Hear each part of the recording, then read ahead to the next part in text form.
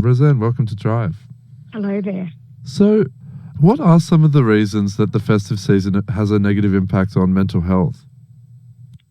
Well, I think that one of the posts that I read on Beyond Blue forum puts it really nicely from Lonely Heart 101.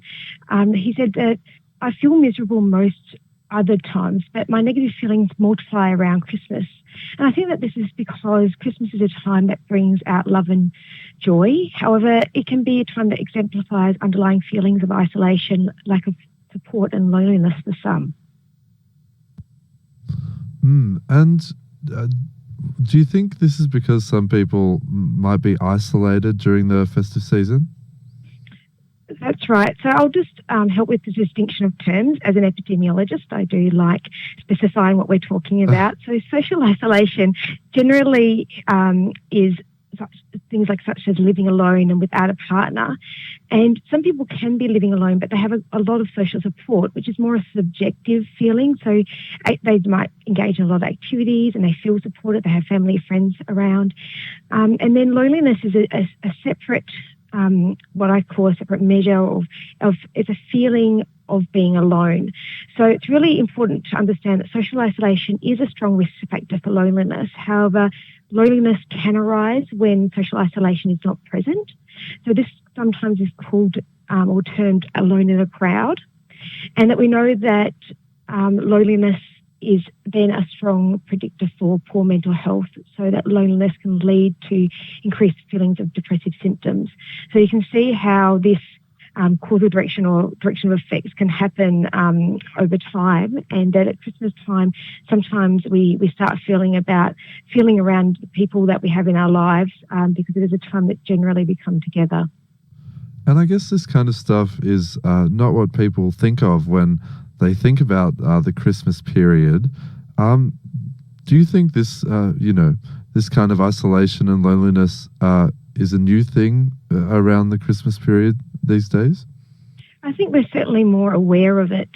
So when I started looking into social isolation and loneliness back in 2016, the figures were around 10% of Australians were considered lonely and 1 in 6 were considered, in the older adult population, were socially isolated.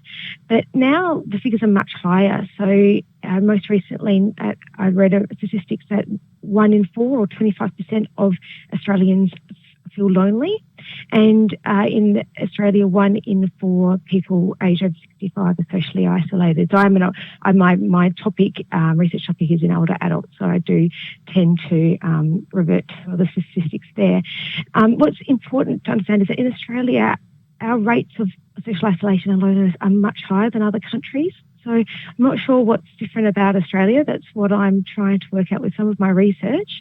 But just to be aware that we're a country of socially isolated and lonely people, which is a bit unfortunate.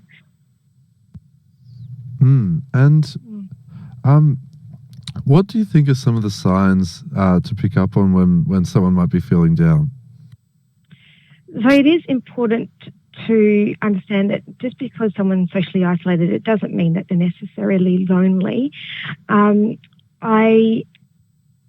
not sure directly of the signs for loneliness, but the Beyond Blue website does have a range of things to look out for if you are interested in, if you're worried about someone close to you around their mental health, and you can see what some of the aspects there. So withdrawing from activities may be one of the indications that someone has a poor mental health. What I would recommend, though, is that if you are worried about someone, simply ask them a direct question about whether they feel lonely can be helpful. So bringing it out and discussing it with them could be the first starting step.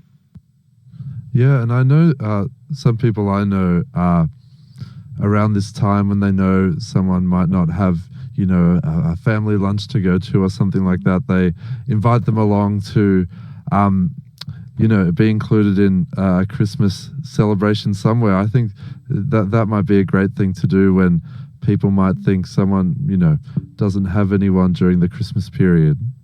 That's right. So if you are hosting a Christmas event, you do have the opportunity to invite those around you, and you may want to reserve the lunch or dinner for immediate family, and have a certain time as an open house for people that may be alone on Christmas Day, or even a party the day before or day after, and invite people into your home and into your lives to make sure they feel supported and connected.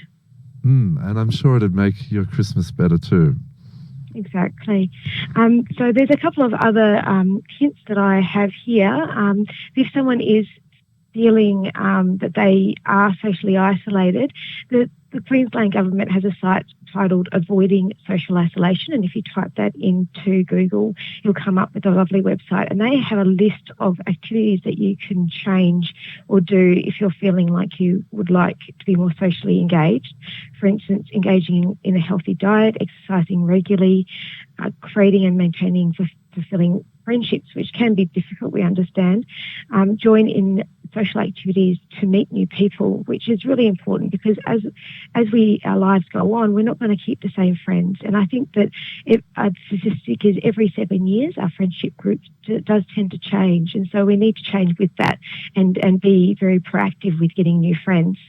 You can also learn something new, find a hobby, and get a pet is on the list, and become an active member of your neighbourhood through volunteering or participating in community programs and groups if you have time.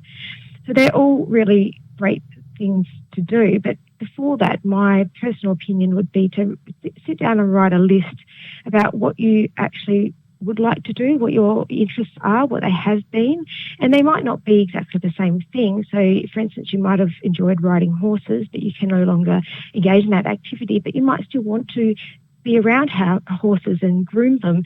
But just articulating what your interests are can be really great for communicating with the people around you and seeing if they're interested in joining you. And so are all those activities you listed up on the Beyond Blue website? So the activities I just listed then was from the Queensland Government website called Avoiding Social Isolation, if you type that into Google.